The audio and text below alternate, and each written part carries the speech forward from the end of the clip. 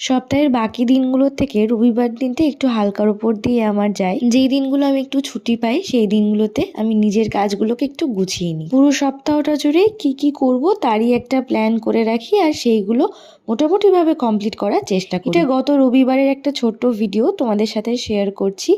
গিয়েছিলাম একটু বাইরে, সামনের যে অ্যাপোলো স্টোরটা আমাদের আছে সেখানটাতেই কয়েকটা জিনিস কেনার ছিল। তো ওখানে গিয়ে বেশ কিছু জিনিস দেখছিলাম। অনলাইনের যেরকম প্রাইস থাকে আর এখানকার প্রাইসের মধ্যে বেশ অনেকটাই ডিফারেন্স। তো বেসিক্যালি এইগুলো আমি কিছুই নিইনি, আমার যে কটা জিনিস নেওয়ার ছিল সেগুলোই নিয়েছিলাম। তাই যে জিনিসগুলো দরকার সেগুলো সারা সপ্তাহ ধরেই আমি একটা লিস্ট করে রাখি।